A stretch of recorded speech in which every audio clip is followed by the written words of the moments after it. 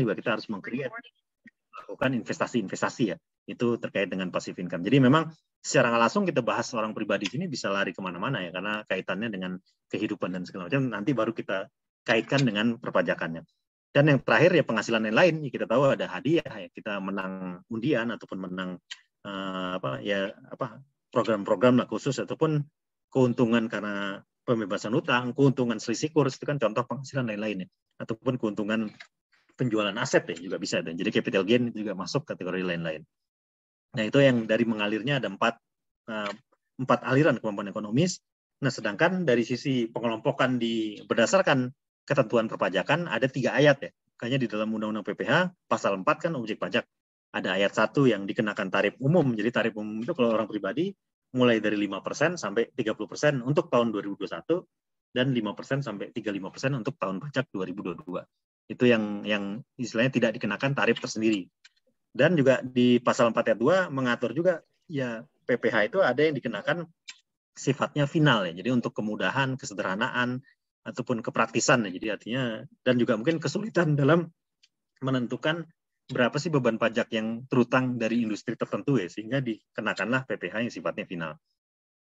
Terus yang lain ada juga penghasilan yang memang tidak termasuk objek pajak. Jadi artinya kayak seperti warisan, harta hibahan itu juga contoh-contoh yang penghasilan yang bukan termasuk objek pajak. Jadi kita sudah mengetahui ya, pengalirannya ada 4, terus pembagian dari sisi terutang pajak ataupun tidak itu kan kebagi 2 ya. Jadi penghasilan tadi TKE bisa juga merupakan penghasilan yang tidak terutang pajak sebagaimana diatur di pasal 4 ayat 3. Tapi yang terutangnya itu juga kebagi 2 antara dikenakan tarif tersendiri PPH final maupun ya dikenakan tarif normal. Jadi kalau namanya tarif normal berarti ngitung pajaknya baru kita bisa hitung setelah 31 Desember ya, setelah tutup buku baru kita hitung berapa pajak.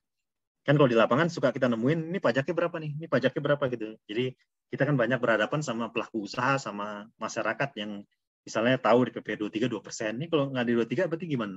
Padahal kan sebenarnya PPh itu nggak semuanya ditarifin nih. Jadi ada nanti aja akhir tahun. Jadi nanti akhir tahun berapa? Nah berapanya itu kan harus kita hitung berapa biayanya. Jadi emang penentuan pajak itu nggak bisa, kalau bukan yang final itu tidak bisa ditentukan di tengah ya. Jadi nunggu setelah kita tutup buku namanya.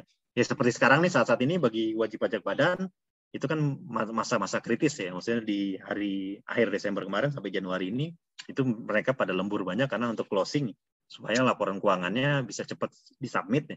Apalagi perusahaan-perusahaan TBK yang jatuh tempo penyampaian laporan ini kan lebih strict juga ya, sampai 31 Maret misalnya. Audit harus kelar. Jadi saat-saat ini memang momentum yang bagi orang akuntansi ya di bulan Januari menjadi bulan yang peak season lah, untuk menyelesaikan tugas-tugas closing akhir tahun itu. Terutama apalagi kalau masih banyak yang pekerjaannya masih belum fungsi-fungsinya ataupun prosedur yang berjalan selama 2 bulan kemarin masih belum rapi ya. Jadi kan dia harus merapikan di sekarang. Tapi kalau yang sistemnya sudah berjalan rapi, nah itu kan harusnya lebih enak nih kerjanya, jadi tinggal dia fokus. Tapi tetap proses-proses perpajakan seperti ekualisasi data perpajakan, rekonsiliasi ya, rekening koran dan segala macam, itu juga meskipun sistem sudah canggih pun pasti bagi orang akuntansi di saat sekarang juga harus tetap juga apakah lembur ataupun kerja yang lebih ekstra dalam rangka supaya laporan keuangan 31 Desember 2021 itu bisa disubmit dengan tepat waktu, baik untuk kepentingan internal maupun eksternal seperti itu. Nah, terus kalau kita lihat lagi ya, kalau untuk yang orang pribadi yang tidak final, jadi artinya bagi orang pribadi untuk yang usaha kan dia ya pilihannya bisa pembukuan atau pencatatan. Tapi kalau untuk dia pegawai kan dia berarti cuma ngumpulinnya bukti potong dari pemberi kerjanya. Terus ya penghasilan yang lain mungkin ya kalau emang dia dari modal, dia ada kendaraan, sewa peralatan dekorasi itu kan masuknya kategori punya kursi buat kondangan terus disewain gitu. Jadi seperti peralatan dekorasi, peralatan masak ya.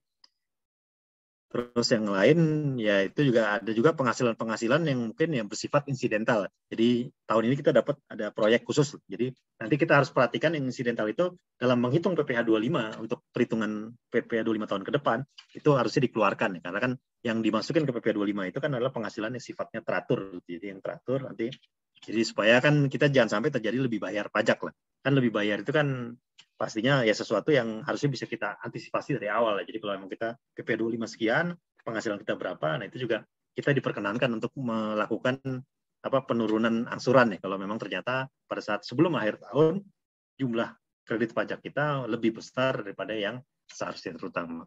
Makanya kalau wajib pajak badan pasti ada evaluasi ya antara 3 bulanan, 6 bulanan, ngelihat antara PPh 23, PPh 22 dan 25 itu sama laba yang sekarang ya. Gimana nih? Karena jangan menghindari terjadinya lebih bayar pajak. Termasuk orang pribadi juga gitu. Jadi ada semacam review. Jadi memang pekerjaan pajak ini seharusnya bukan pekerjaan setahun sekali. Jadi yang lebih bagus ya kalau memang bisa setiap bulan ataupun minimal 3 bulan sekali. Ya kita sendiri sebagai wajib pajak orang pribadi kan juga sebagai konsultan ya dapat bukti potong itu juga harusnya sudah mulai dicicil lah pengerjaan. Jadi bisa kita estimasi kita kurang bayarnya berapa nih.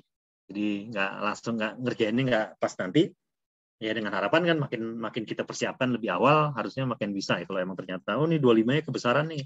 Ya udah apa kita kurangin ataupun misalnya terlalu kecil kan berarti kita ada antisipasi nanti kurang bayarnya besar nih karena kita di tahun ini dapat penghasilannya lumayan tinggi yang ada bukti potong misalnya. Jadi pas dihitung kurang bayar sampai sekian. Itu kan sesuatu hitung-hitungan yang memang harus dilakukan maintain data. Baik kita untuk orang pribadi kita sendiri maupun klien yang kita tangani ataupun keluarga-keluarga kita ya orang tua kita ataupun keluarga dekat kita lah yang selama ini mungkin karena kita sebagai ahli perpajakan ataupun perpajakan ya pastinya kita yang menangani mereka gitu seperti itu.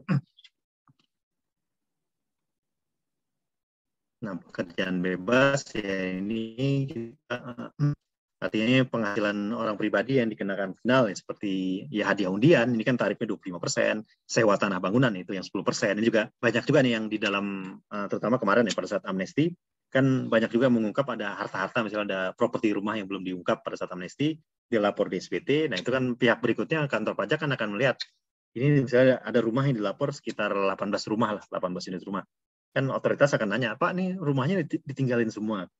Maksudnya pajak kan melihat ya pasti kalau disewain dia akan ngejar 10%-nya gitu. Jadi logikanya kan dilihat jadi ada 18 rumah kan orang serumah sebanyak itu pasti kalaupun ditinggalin ya paling nggak maksimal 3 atau 4 lah gitu. Yang ya minimal yang nggak disewain lah gitu. Nah kan berarti yang sekitar 14 itu tadi ya harusnya ada potensi menghasilkan PPh sewa. Jadi itu juga. Jadi artinya harta yang kita laporkan di SPT juga kalau memang kita merasa sudah lapor itu juga pasti akan ada turunannya lagi karena memang kalau kita lihat hubungan antara penghasilan sama harta dan penghasilan kan hubungannya kayaknya saling jadi artinya kita bisa kaya kalau ada penghasilan tapi orang yang punya kekayaan bisa juga jadi penghasilannya banyak. Jadi artinya itu kan kalau penghasilan ibaratnya telur, harta itu ibaratnya ayam ya. Jadi ada pepatah orang kaya kok makin kaya ya. Karena memang dia dari hartanya aja misalnya naruh kayak deposito, ya bunga depositonya aja udah cukup jauh lebih tinggi dibanding karyawan misalnya karena dia udah menang punya aset dengan nilai sekian dikali tarif bunga deposito misalnya cuma 5% aja. Itu ya jauh lebih tinggi dibanding misalnya gaji bulanan yang dari jabatan tertentu itu kan juga kita lihat. Jadi artinya memang dari kekayaan yang dimiliki itu bisa menelurkan penghasilan. Makanya pada saat dulu amnesti digagas yang tahun 2016 itu kan memang di awal ya kita untuk buka-bukaan data supaya nanti ke depan lebih tertib. Tapi di sisi lain juga dengan basis data bertambah itu kan harusnya akan menggali potensi yang ke depan. Jadi artinya yang lalunya mungkin ditebus dengan sekian persen, 2%, ungkap tebus juga, tapi berikutnya akan dilakukan pengawasan. Jadi artinya kan pihak otoritas juga tidak bisa backdate yang ke lalu karena udah ikut pengampunan, nah kan akan dikejarnya ke tahun berikutnya seperti itu. Makanya nanti yang PPS ini kan juga gitu. Jadi memang dalam rangka itu ya pasti harta itu kan menjadi indikator untuk meng-create suatu revenue. Jadi dari harta yang kita lapor di SPT, lihat tuh ini kita punya rumah kemana ataupun punya mobil berapa, apakah ada mobil yang disewain ataupun ada kita punya investasi saham misalnya apakah dapat dividen. Itu kan pasti dari harta-harta yang kita laporkan di SPT itu akan dikuliti ataupun dicari lah kira-kira hubungan dengan meng-create satu revenue-nya dalam rangka untuk menciptakan meningkatkan penerimaan perpajakan. Terus juga yang pengalihan tanah bangunan juga lihat. Jadi misalnya kalau kita ada tadinya rumahnya ada terus rumahnya sekarang udah nggak ada kan ini harusnya ada PPh final yang 2,5%. Itu ya kita juga harus lebih tertib juga minta apakah dengan PPAT ataupun notaris ya kita harus laporkan juga. Jadi sebenarnya PPh final ini kan kalau banyak yang berpendapat kan itu tidak menambah kurang bayar ya, tapi ya sebaiknya sih dilaporkan termasuk bunga tabungan bank dan segala macam itu kalau dari bank tertentu misalnya minta direkapin lebih bagus, tapi kalau enggak ya terpaksa ngerekap sendiri atau minimal sekurang-kurangnya kita bisa estimasi lah. Jadi kalau kita tidak melaporkan bunga bank, meskipun PPh final kan kayaknya kurang kurang ya sebenarnya kalau kita lihat supaya tertib rapi ya harusnya sesempurna mungkin misalnya semua data itu terlapor yang diharapkan pajak sebenarnya seperti itu juga. Jadi artinya ngisi SPT itu ya benar-benar mencerminkan ya kondisi yang sebenarnya gitu. Jadi semua rekening koran kita lapor, juga dari bunga-bunga yang dikenakan PPh final dilapor, terus dividen ya. Kalau dividen apalagi kan sejak Ciptaker itu kan mekanismenya tidak dipotong oleh si pemberi dividen ya, tapi di-store sendiri oleh si penerima dividen kalau dia tidak memanfaatkan fasilitas yang investasi 3 tahun tadi. Jadi itu juga akan jadi satu yang harus diperhatikan bagi wajib pajak penerima dividen.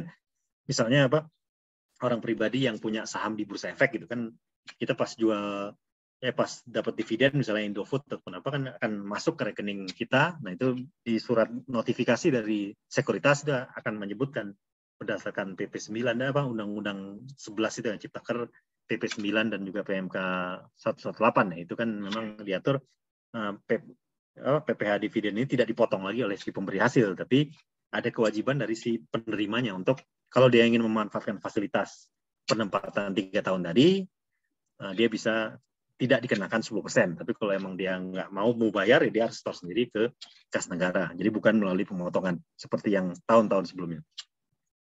Terus PPh final ini juga atas UMKM juga kita tahu banyak juga yang terjadi di lapangan, baru nyetornya itu pas Desember, padahal kan yang dimaksudkan PP 23 ini setiap bulan. Jadi Januari kita ada omset 100 juta, 0,5%, bayar Februari sekian. Jadi jangan di lamsam, jangan dirapel, karena memang banyak sih yang menganggap pekerjaan pajak ini pekerjaan tahunan. Jadi kadang kita juga sebagai konsul pajak dapat penugasan nih, tapi belum pernah bayar sama sekali kan kita bikin. Tapi kan kita juga bikin billingnya harus di split juga Januari, Februari.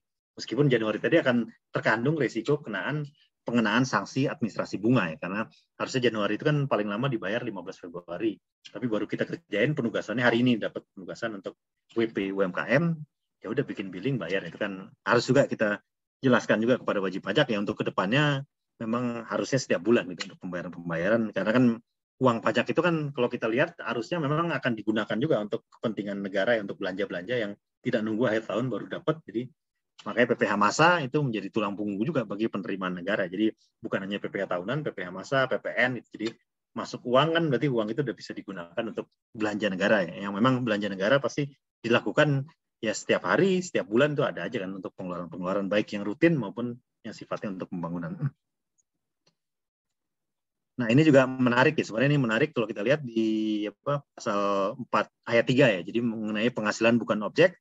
Apalagi sebenarnya nanti mungkin di sesi berikutnya Mbak Lena ataupun dari IKPI yang Pekanbaru atau Palembang ataupun dari Jakarta pasti mengenai Natura kan menarik ya. Jadi Natura itu kan isu yang sangat menjadi headline ya beberapa hari terakhir, bagaimana perlakuan Natura yang agak berbeda di Undang-Undang HPP.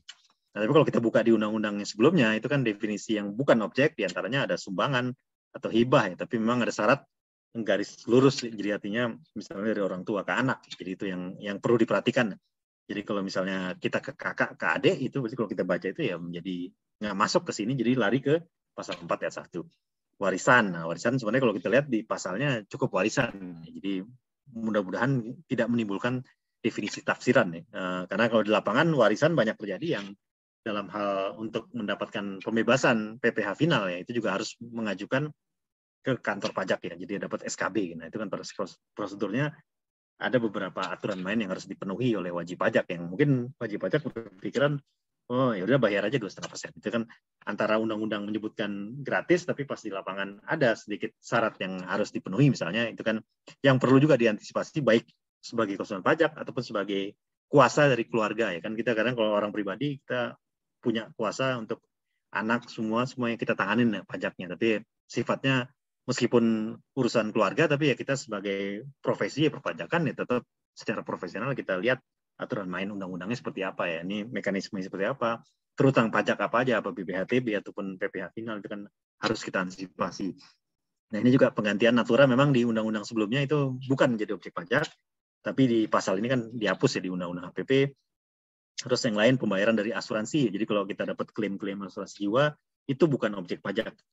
Karena emang untuk asuransi kan sudah terutang pajak pada saat preminya itu dibayar, itu kan sudah menjadi penghasilan penghasilan bagi perusahaan asuransi.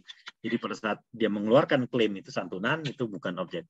Kebalikan sama dana pensiun ya. Kalau dana pensiun kan kita waktu naruh uang pensiun itu kan bukan jadi objek pajak, tapi baru kena pajaknya nanti pas ditarik. Jadi artinya kalau asuransi pengenaan pajak di awal, kalau dana pensiun itu pengenaan pajak di akhir. Jadi kalau bicara mengenai tax management kan kalau bayar pajak ya lebih bagus ditunda kan. Jadi itu artinya sebenarnya iuran pensiun bisa menjadi salah satu alternatif ya pilihan dari wajib pajak untuk melakukan ya tax management.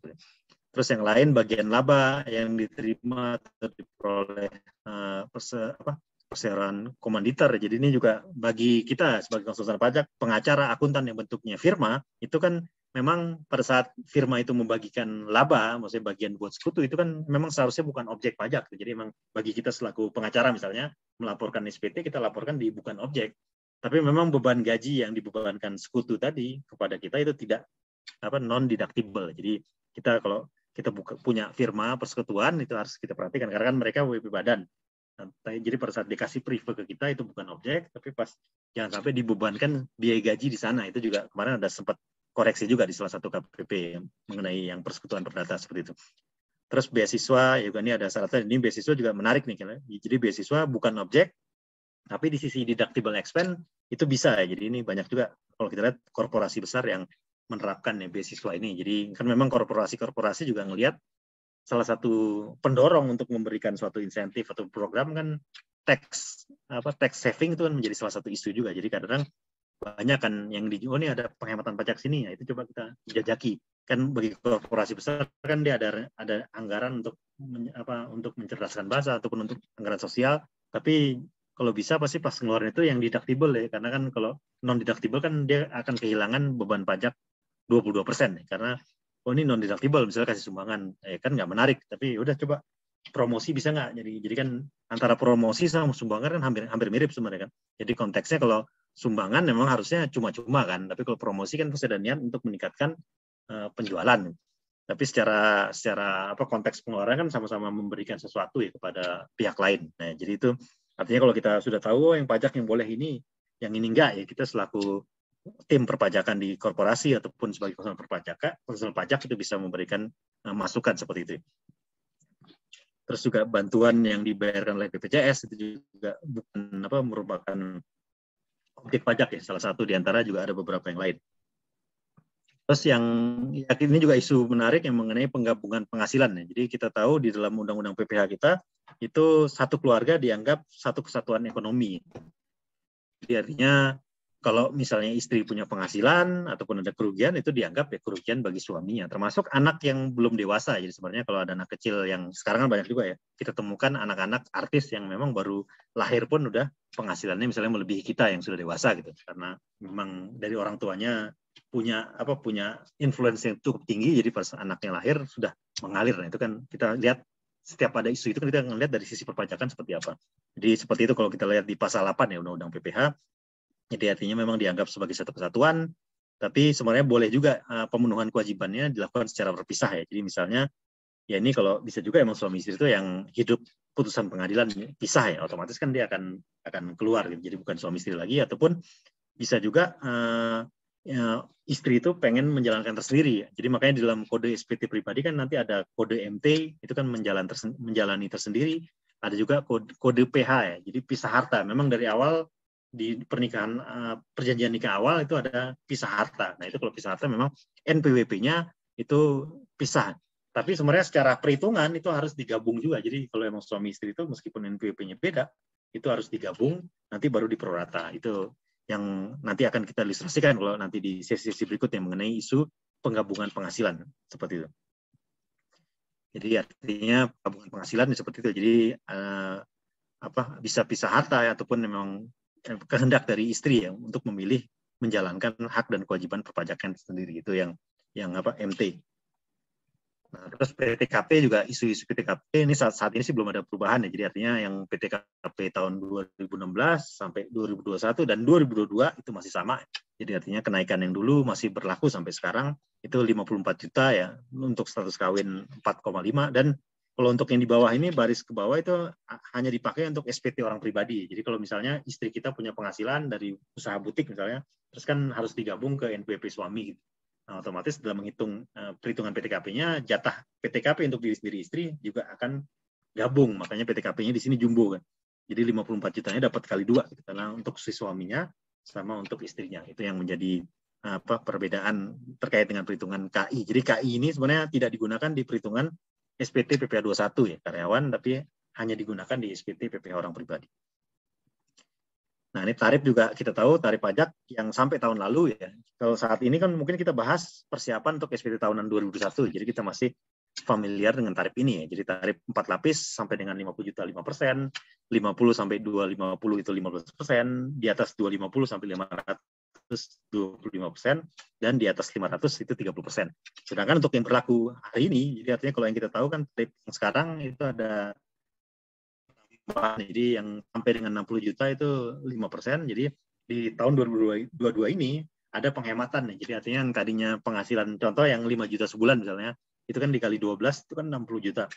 Nah, kalau dulu sebagiannya ada yang kena 50%, nah sekarang kan 5%. Jadi kalau hitung-hitungan kurang lebih hemat ya 10 juta itu dikali hemat 10%. Jadi hemat 1 juta lah kalau kita lihat dari hitungan kasar. Tapi di sisi lain yang lebih dari 5 miliar itu jadi lebih tinggi 35%. Jadi ini akan nyerangnya ke wajib pajak orang pribadi kaya ya, karena yang penghasilan kena pajak lebih dari 5 miliar itu lebih mahal 5% kan cukup tinggi. 5% kali 5 miliar kan cukup tinggi. Perbedaan antara pajak terutang tarif lama 2021 dan tarif baru dengan penghasilan kena pajak yang sama, yang di atas 5 miliar.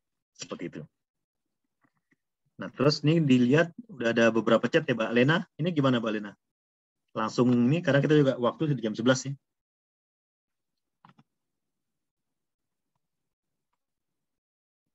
Tunggu selesai aja ini materinya, baru nanti kita masuk ke sesi tanya jawab. Boleh. Paling kurang lebih 10 menit lagi kali ya. Biar ini. Oke, baik, Pak. Berarti biar kita kondisikan. Biar banyak. Soalnya di jumlah chatnya kalau lihat sih udah ada 15. Nah, terus kita mungkin agak lebih cepat dikit karena ini waktu yang tersedia. Jadi ya kalau untuk ya artinya kalau untuk wajib pajak pembukuan ya, orang pribadi yang punya usaha pembukuan itu layaknya ngisi SPT PPh Badan sebenarnya, karena nanti di akhir tahun harus melampirkan kayak posisi kayak neraca maupun laba rugi kan. Jadi neraca dan laba rugi perorangan seperti itu. Jadi neracanya sebenarnya neraca usaha sih, harusnya kan neraca yang di pribadi kan tercantum di daftar aset hak dan kewajiban. Kan hak dan kewajiban kan sama dengan neraca logikanya, karena hartanya apa, kewajibannya apa ya. Tapi di sisi lain kalau pembukuan yang untuk orang pribadi sampai nyusun neraca itu ya paling enggak kita dalam membuka usaha ini kita ngeluarin modal berapa, jadi kayak dikondisikan seperti itu. Jadi nanti akan harus dipisahkan antara neraca usahanya sama harta pribadinya seperti itu, yang kalau mau kita lihat secara rapi. Jadi artinya ya sama kayak wajib pajak badan, misalnya ada penghasilan yang dikenakan PPh final, terus juga itu kan akan dikoreksi fiskal negatif. Terus juga ada penghasilan yang bukan objek, sama ya negatif juga. Terus biaya-biaya juga ada yang deductible maupun non deductible. Kalau non deductible kan akan menjadi koreksi fiskal positif. Nah, itu yang akan menjadi bagian dari pengisian SPT ataupun perhitungan pembukuan bagi wajib pajak orang pribadi. Nah, sedangkan untuk catatan relatif lebih simpel. Kalau kita bicara pencatatan, kita nanya ke pedagang-pedagang, pedagang bubur, pedagang toprak, pedagang mie ayam yang di jalan, pasti kalau kita tanya, Bang, labanya berapa? Dia kan nggak bisa jawab ya. Tapi kalau tanya, sehari berapa? Itu bisa dia jawab. Minimal misalnya harga satu porsi bubur, misalnya 10.000. Paling kita nanyanya yang lebih halus kan berapa porsi gitu. Jadi kalau nanya rupiahnya berapa kan sensitif. Jadi termasuk orang pajak juga, ya kalau mau nanya-nanya gitu kan juga pendekatannya yang lebih enak dijawab. Jadi dia juga menjawab lebih tenang, jadi cuman kira-kira bawa berapa porsi nih sehari. Oh, dapat 50, kan 50 porsi dikali 10.000 berarti sekian. Jadi indikatornya sekian kan, jadi data yang digunakan.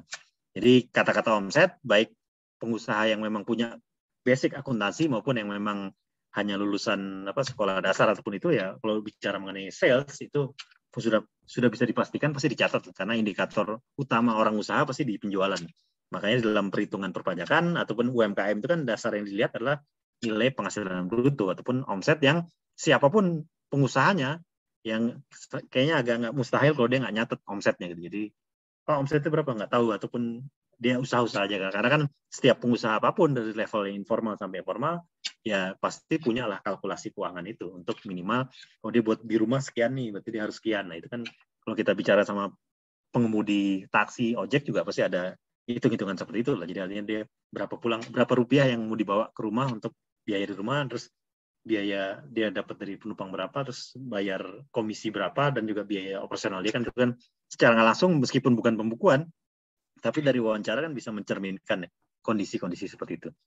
Jadi memang definisinya kalau di secara undang-undang itu adalah pengumpulan secara teratur ya. Jadi omset itu emang teratur itu ya harusnya setiap hari kita ada bukunya lebih bagus ya, dan kita harus melaporkan itu setiap bulan. Kalau WP UMKM kan memang setiap bulan itu sebagai dasar ngitung 0,5%. Tapi kalau WP yang non UMKM, ya dia sebulan itu tetap dicatat, tapi nanti dihitungnya pas setelah 12 bulan kan gitu. Jadi tetap sih harusnya pencatatan itu juga jangan nunggu setahun sekali, kan akan lupa. Kalau kita baru sekarang bulan Januari nih, mungkin Desember kemarin kita masih ingat kita omset kita berapa ya. Makanya apapun usahanya, ya meskipun bukan pembukuan secara software segala macam, tetap ada perlu closing ataupun ya namanya, itu kan tujuan akuntansi kan bukan hanya untuk kepentingan perpajakan, tapi untuk evaluasi ya bagi si yang bersangkutan di usahanya menghasilkan apa enggak sih. Karena kan kalau nggak jelas kan dia udah capek-capek usaha, tiba-tiba kayaknya kok kenapa ya, kau nggak bisa menghasilkan sesuatu gitu kan. Itu kan salah satu bisa mendiagnosa dia sebenarnya usahanya gimana ya, dengan kita melakukan hitung-hitungan pembukuan. Tidak harus juga mengikuti standar akuntansi yang kompleks ya, tergantung dari bidang tipe usahanya. Jadi artinya sekurang-kurangnya arus keuangannya bisa menggambarkan apakah saldo rekeningnya nambah ataupun berkurang, ataupun hutang piutangnya gimana. Itu kan salah satu indikator yang bisa untuk mengevaluasi keberhasilan untuk keputusan dia apakah lanjut atau enggak terhadap usaha yang itu. Nah, itu kalau kita lihat di PR 17 tahun 2015, itu memang yang di sini adalah orang pribadi yang memang peredaran bruto tidak lebih dari 4,8. Terus ada kata-kata ini ya, melaporkan ke KPP dalam jangka waktu 3 bulan sejak awal tahun. Nah, ini banyak yang mungkin belum paham, tapi saya belum sadar lah, meskipun di lapangan kadang masih masih toleransi. Jadi kalau sekarang itu juga ada ini namanya di formulir di dalam DJP online tuh ada tuh formulir pemberitahuan norma penghitungan. Jadi lebih bagus kita sebagai konsultan pajak hari ini ataupun nanti ya sebelum 31 Maret kita langsung submit aja bahwa memang kita sebagai konsultan yang omsetnya mungkin tidak lebih dari 4,8 sebagai perorangan, kita memilih menggunakan catatan, ya tinggal kita masukin pemberitahuan itu selama 3 bulan. Jadi tidak perlu ke KPP, tidak perlu ngirim pos ya. Dari portal DJP online itu ada menunya yang untuk fasilitas ini. Artinya itu semacam pengakuan. Jadi kita memberitahukan, Pak, saya untuk tahun ini saya pakai normal kalau ya kan. Jadi itu semacam emang di ketentuan perpajakan diminta seperti itu bunyinya, seperti memberitahukan dalam jangka waktu 3 bulan sejak awal ya. Jadi bukan nanti di akhir tahun tapi di awal. Jadi kalau untuk tahun 2022 ini kan sekarang tanggal 5. Berarti sebelum 31 Maret kita harus memberitahukan ke KPP melalui portal tadi bahwa kita memilih menggunakan norma penghitungan ataupun pencatatan dengan usaha misalnya sebagai konsultan pajak atau sebagai akuntan. Itu kan ada clue-nya seperti itu. Pengelompokannya kalau kita lihat di PR 17 itu ada 3 ya. Jadi ada yang 10 ibu kota provinsi. Di sini Medan, Palembang, ya, Jakarta, Bandung, Semarang, Surabaya, Denpasar, Manado, Makassar, Pontianak. Jadi 10 yang ini berarti tarifnya cenderung lebih tinggi. Terus yang kedua ada nomor 2 ibu kota provinsi lainnya dan juga daerah lainnya. Jadi kita kalau lihat di PR 17 itu akan ketemu ada jenis usahanya dan juga normanya, tapi normanya juga kebelah lagi antara kelompok 1, kelompok 2, dan kelompok 3. Jadi nanti bisa di-download ya untuk lihat lebih detail, karena dari sisi jumlah halamannya cukup banyak ya. Norma penghitungan penghasilan itu, jadi artinya norma itu emang keputusan Dirjen, jadi ada keluar ya, peraturan Dirjen Pajak. Terus artinya nanti ya tinggal dihitung, itu kan cara ngitung norma itu kan dengan tujuan dia tidak pembukuan, jadi dari omset dikali margin normanya berapa, itu akan jadi laba sebelum pajak gitu. Jadi artinya kalau kita memilih pembukuan kan cara ngitung pajaknya kita kumpulkan penerimaan, kumpulkan biaya, terus nanti koreksi fiskal baru dapat laba fiskal. Tapi kalau norma kan lebih cepat, omset kali sekian persen langsung dapat penghasilan itu menjadi dasar perhitungan pajak. Jadi lebih sederhana gitu. Jadi misalnya ini omset sebagai usaha industri rotan ya setahun 300 juta, tapi dia juga ada dokter. Jadi orang juga banyak bertanya, apa emang norma itu boleh 1 atau 2 ya? Kan sebenarnya pintu rezeki ya jangan terbatas. Jadi apa emang boleh kerja di 2 tempat atau 3 tempat nih? Kalau pajak sih nggak perlu, dia malah lebih senang lah. Artinya mungkin dia sebagai dokter juga, tapi juga punya usaha apotek, punya juga usaha salon mobil, punya juga kafe, ataupun punya juga keahlian sebagai arsitek, kan multi talent kan bisa-bisa aja. Maksudnya sebagai orang pribadi silakan lah. Misalnya kan kata pajak yang penting nanti perhitungan perpajakannya ya sesuai dengan ketentuan. Jadi kalau misalnya si dokter tadi usahanya apotek, ya mungkin apotek jualan obat bisa pakai norma UMKM, tapi pas praktek dokternya pekerjaan bebas itu kan di PP 23 tidak diperkenankan. Jadi dia harus memisahkan gitu antara yang ketentuannya ini boleh pakai UMKM, ada juga yang dia pakai norma perhitungan penghasilan itu. Jadi di sini ini industri rotannya juga dia memilih pakai NPPN, jadi tarifnya 12,5% dan omset 3 juta, jadi total penghasilan itunya 87,5 dikurangi dengan PTKP. Jadi PTKP ini masih single 54 juta sehingga PPh terutang dari 5% dikali 33.500.000. Nah, kalau untuk yang memilih UMKM itu kan berarti ya patokannya dikali 0,5%. Jadi tapi juga kita harus perhatikan semua jenis usaha termasuk konsultan pajak, akuntan, yang profesi itu kan tidak diperkenankan menggunakan tarif UMKM. Jadi itu yang diperhatikan dan juga jangka waktunya nih bagi orang pribadi itu paling lama 7 tahun. Jadi artinya sejak 2018, 19, 20, 21, 22, 23, berarti terakhir tuh tahun 2024. Mau nggak mau tahun 2025 sudah akan beralih ke antara norma ataupun memilih pembukuan ya bagi orang pribadi. Ataupun banyak juga saran-saran yang lain, kita lihat orang pribadi kalau mau membuka usaha bisa juga dia pakai bendera PT. Jadi artinya orang pribadinya cuma terima gajian, itu kan dikondisikan. Karena kalau di lapangan kalau namanya pemeriksaan pajak itu kan lebih nyaman yang diperiksa badannya dibanding orang pribadi. Karena kalau udah orang pribadi kan akan kebuka semua data-data yang sangat-sangat private gitu. Jadi artinya transaksi-transaksi pribadi dia, rekening koran semua akan dibuka, akan banyak data-data yang mungkin nggak nyaman bagi orang pribadi diungkap seperti itu dalam rangka pemeriksaan. Tapi kalau badan diperiksa kan memang badan menjalankan pembukuan, jadi ya udah badan periksa aja, artinya tidak mengarah kepada perorangannya, lebih ke situ. Itu yang salah satu yang bisa dipertimbangkan ya bagi wajib pajak dalam memilih kendaraan ya. Jadi kan sebenarnya badan itu kan merupakan kendaraan. Kan ujung-ujungnya pasti kendaraan tadi bisa menghasilkan penerimaan buat si orang pribadinya. Jadi apakah tetap pakai OP atau badan nih? Itu kan akan menjadi isu bagi wajib pajak yang mungkin berkonsultasi dengan konsultan. Jadi ini saya mau punya usaha kafe, usaha ini kita advisnya gimana? Apakah tetap OP atau badannya harus dipisah ataupun tetap satu multi bisnis ya. Itu kan bagian dari pekerjaan profesi kita ya dalam memberikan suatu advis ya kepada wajib pajak. Ya jawabannya pasti nggak mungkin seragam ya. Jadi tergantung situasi, kita perlu survei dulu, perlu melihat. Jadi semuanya sifatnya sesuatu yang bahan diskusi lah kalau mengenai itu. Tapi kita sebagai ahli atau konsultan perpajakan bisa memberikan advice yang terbaik ya, terutama dari sisi ya beban pajak yang terutamanya kan yang utama dari konsultan ataupun perpajakan adalah meminimalkan ya, beban pajak yang tapi tetap berdasarkan koridor ataupun regulasi perpajakan yang berlaku. Jadi tetap patuh secara peraturan. Tapi kita lihat ya kan antara CV, PT, Persekutuan Perdata, koperasi itu kan masing-masing punya ketentuan perpajakan yang ada berbedanya juga. Jadi hal-hal tersebut bisa kita dalami, kita kaji sebagai dasar untuk kita sebagai konsultan memberikan advice yang terbaik kepada wajib pajak atau pelaku usaha. Nah, terus yang kita tahu memang P23 ya tidak termasuk juga yang kalau memang misalnya dia punya sewa rumah nih, nah itu dia UMKM, nah itu nggak bisa jadi 0,5%. Jadi karena tarif sewa rumah udah 10%, konstruksi 22% misalnya, terus usaha migas misalnya SPBU juga sudah tarif PPh 22 sendiri, maka itu tidak mengganggu, jadi 0,5% hanya berlaku untuk yang di luar itu. Termasuk juga penghasilan luar negeri ya nggak termasuk, jadi artinya cara ngitungnya beda sama penghasilan yang bukan objek, apalagi itu bukan menjadi sesuatu yang utang pajak seperti itu.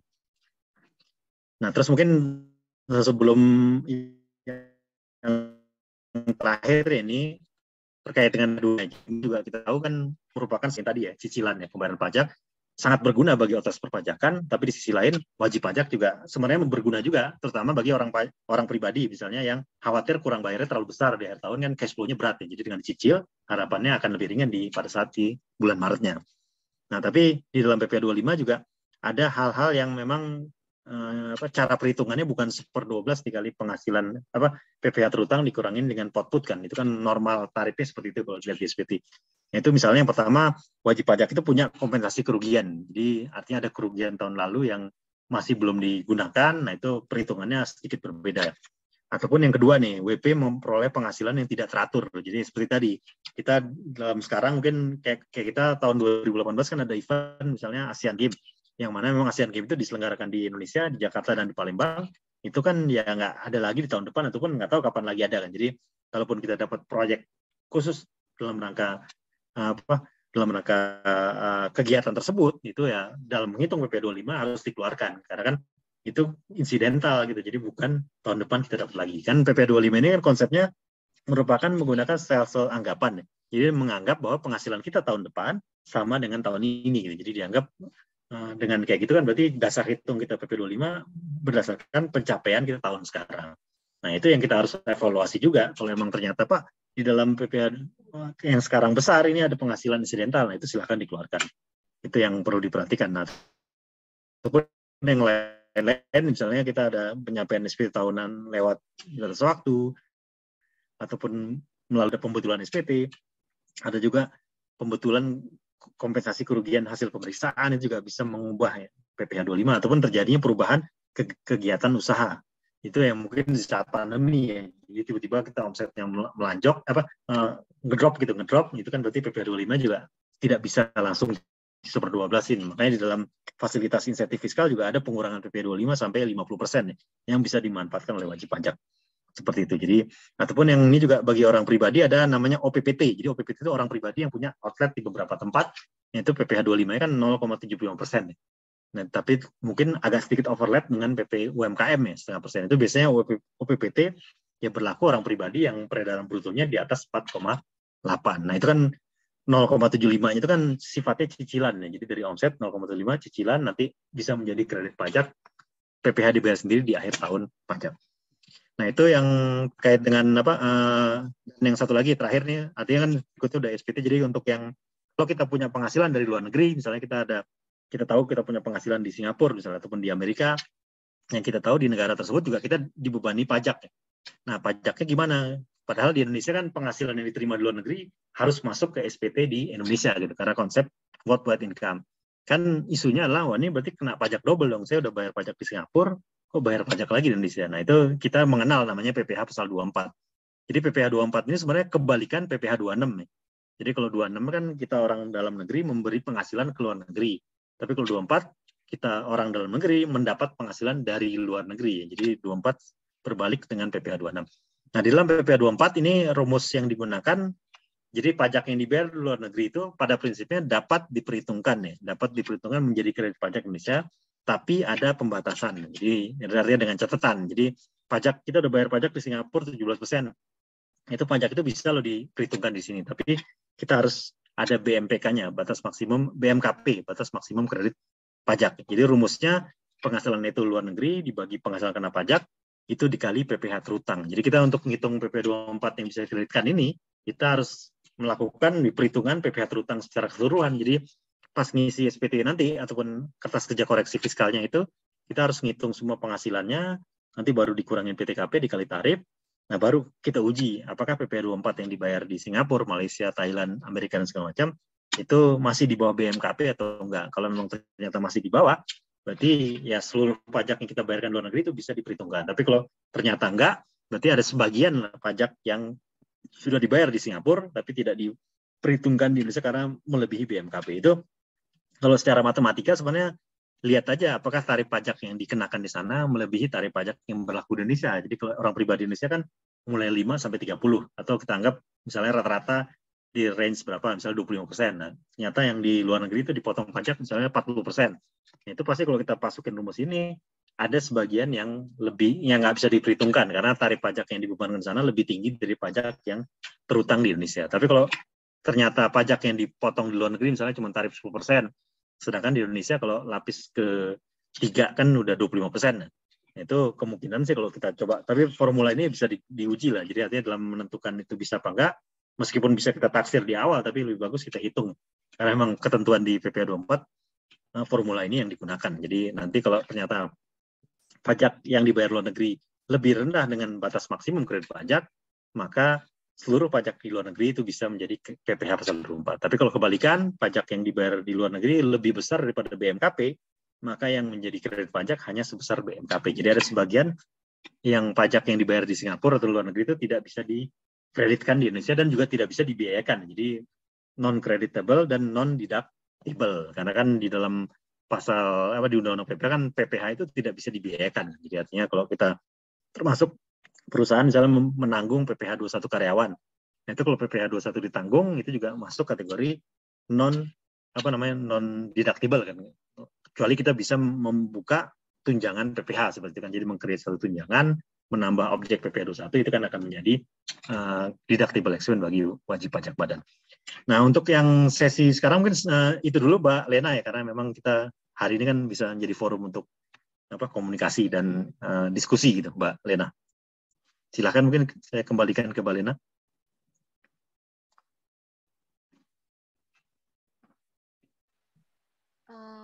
Untuk Pak Andreas, saya ada satu lagi untuk Zoom saya yang sambung sama laptop, bisa dibuatkan jadi co-host, Pak.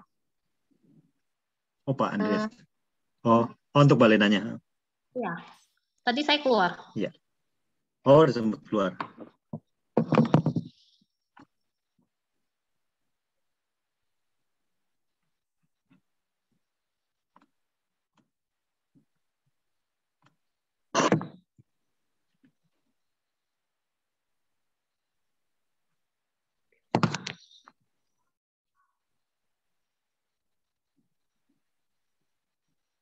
Kita Pak, ya boleh.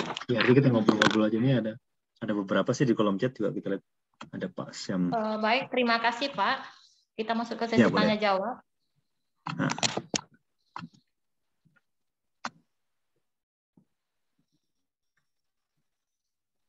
Kalau Mbak Lena posisi di Pekanbaru kan sekarang? Iya Pak, benar. Oh ya, oke, emang di Pekanbaru.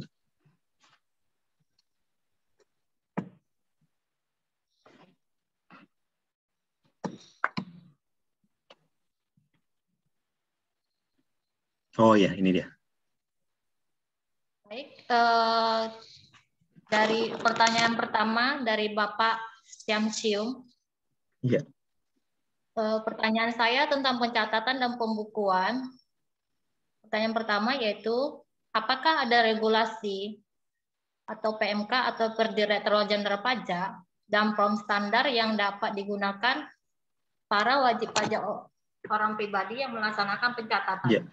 Jadi kalau regulasi memang ada sih, memang kalau detailnya nanti bisa kita kirim juga Mbak Lena ya maksudnya. Kalau yang beritanya sempat ada keluar ya memang kan kalau kita lihat dasar dari misalnya PPh kan turunannya ada di PP dulu ya, PP 94 tahun 2010, terus juga yang kemarin pas Ciptaker ada PP 9 tahun 2021. Jadi artinya itu ada pengaturan dan juga ada turunan-turunan di yang lainnya di peraturan Dirjen Pajak.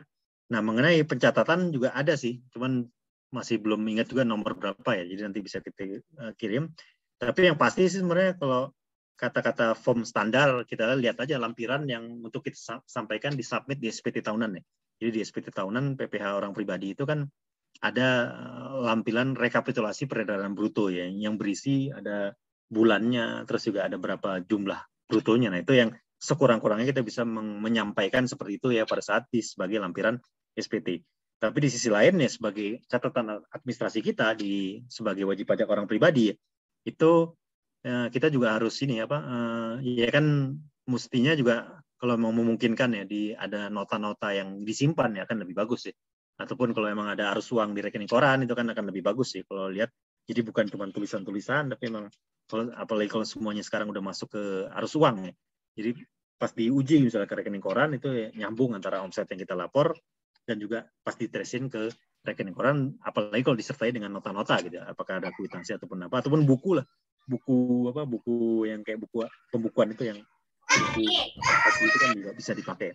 Kan biasanya orang ada catatan hari ini berapa itu kan apapun bentuknya itu akan membantu karena kan otoritas perpajakan juga akan lebih bijak juga ngelihat ya kan pengusaha juga karena kan di lapangan kita ketemu ya pengusaha aja mikirin bisnisnya dulu mau direcokin dengan administrasi yang seperti itu kan. Jadi sepanjang dia ada niat itikat baik untuk mencatat ataupun merekod itu ya seharusnya bisa menjadi pertimbangan ya kalau memang kan juga akan ngujinya salah satunya ke arus uang kalau memang sampai ke pemeriksaan ya, segala macam. Jadi untuk membuktikan ini omsetnya sekian benar nggak gitu jadi pengujian seperti itu. Tapi sekurang-kurangnya kita sebagai konsultan pajak ataupun sebagai wajib pajak ya itu kita bisa menyediakan data tadi ya.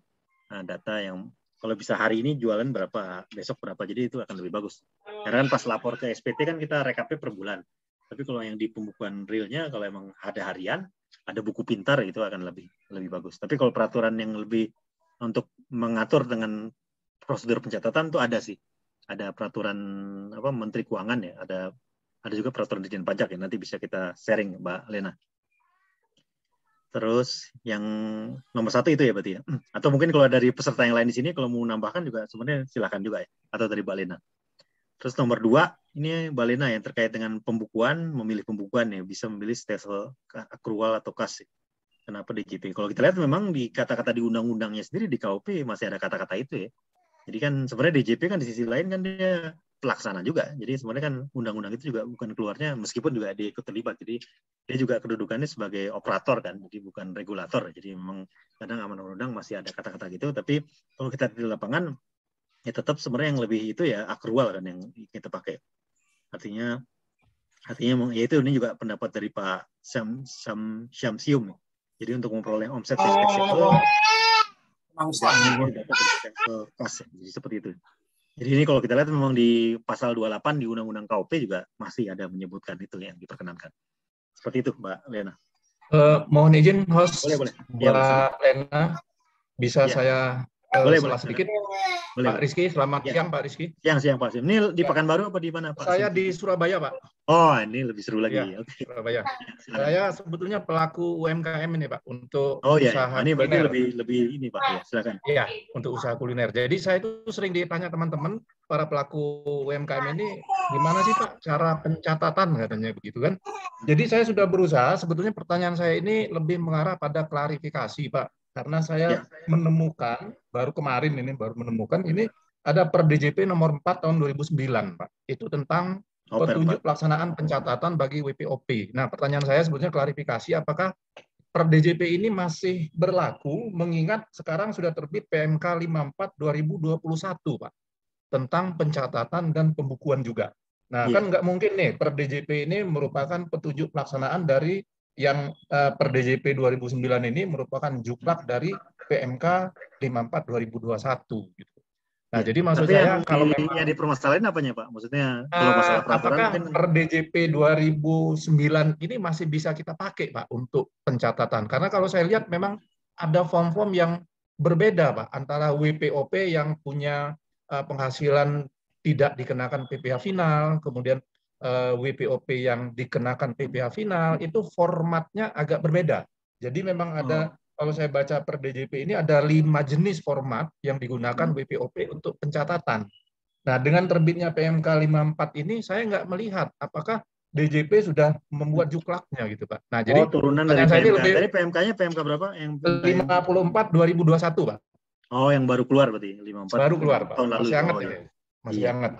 Ya, nah, tapi kan kalau kita lihat kan format tadi kan memang dengan tujuan ya memudahkan, harusnya memudahkan dari wajib pajak betul.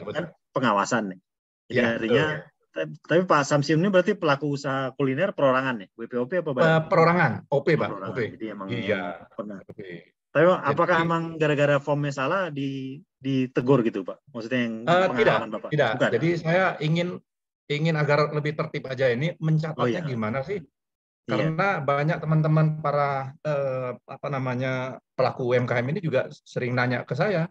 Nah, ini tapi bukan sampai ada surat dari pajak untuk mengubah form, bukan kan? Cuma sekedar klarifikasi.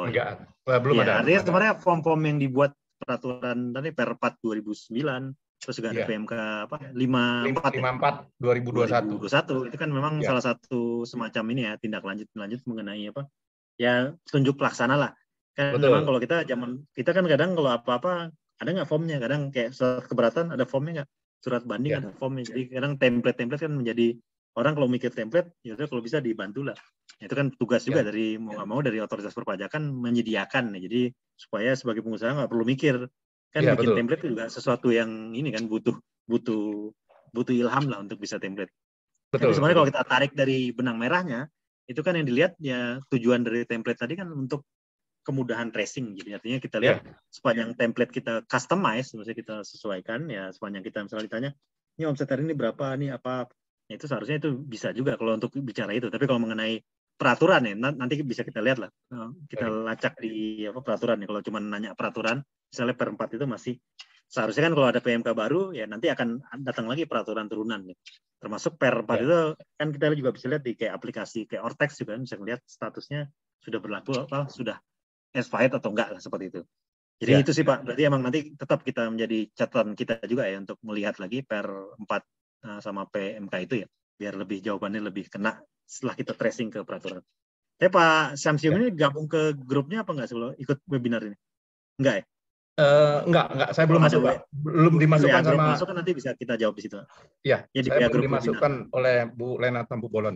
Nah, ini terkait yang kedua, Pak. Yang kedua ini ada kaitannya dengan PMK 54 juga.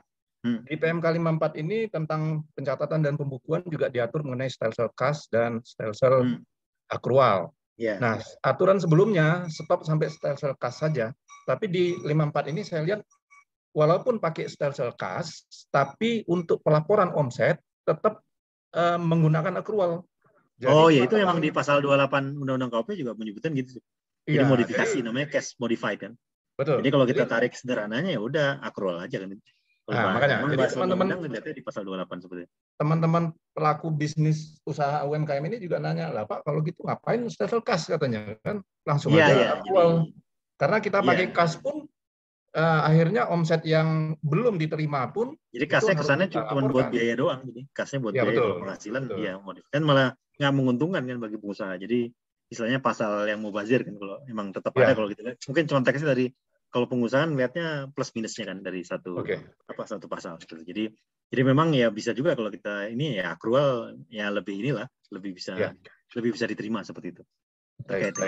Sementara gitu Pak Rizky, terima kasih. Mungkin ada pertanyaan untuk yang lain. Untuk pengusaha kuliner kayak di Surabaya kan nanti kita bisa yang namanya kuliner pasti ini aja kan apa? Memang bagus untuk dikunjungi Pak. Kalau boleh. Kemana-mana makan. Oke. Tapi biasanya kalau emang untuk orang pribadi gitu kan tadi ya, kalau emang udah kendaraan yang besar bisa mendirikan PT gitu. Jadi emang supaya orang pribadinya nggak terlalu besar. Tapi mungkin bagi Pak Samsium misalnya tetap masih pengen pribadi atau ada rencana untuk mendirikan kendaraan gitu untuk sementara masih nyaman di OP Pak. Oh gitu, karena kan emang tadi salah satu kelemahannya di OP itu kalau misalnya kena pemeriksaan yang diperiksa bukan usahanya aja ya. Segala macam rahasia pribadi ya transfer ke istri itu bisa kelacak juga. Ini penghasilan jadi istri jadi apalagi kalau transfer yang sesuatu yang mungkin sangat confident ke orang-orang yang kita ini kan jadi kelacak. Kita yang terkadang salah satu orang pribadi kalau sampai kena pemeriksaan ya pasti mengarah ke sana apa lebih detail gitu sampai itu. Jadi banyak juga orang berpikir oh iya kalau itu kita mendirikan apalagi kalau udah harus PKP ya misalnya kan dia omsetnya udah di atas 4,8 ya daripada yang PKP OP-nya mendingan dia mendirikan PT. Nah PT-nya itu kan banyak terjadi di lapangan seperti itu. Tapi kalau Pak Samsium masih nyaman ya nggak apa-apa. Mungkin tetap nyaman dan yakin Pak, saya mungkin tidak termasuk WP potensial lah untuk diperiksa. Tapi memang belum juga mendirikan ataupun punya PT juga belum punya. Belum ya. Belum ke sana. Oke, makasih Pak Samsium. Nanti yang lebih detailnya di grup itu kalau yang terkait dengan Per 4 sama PMK apa? PMK 54 Pak. 54. Oke. Ya. Makasih Pak Samsium ya. Salam buat orang Surabaya ya semuanya. Baik, terima kasih.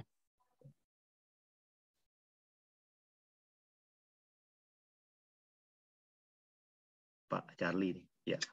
Ini gimana Mbak Lena langsung atau mau dibacain?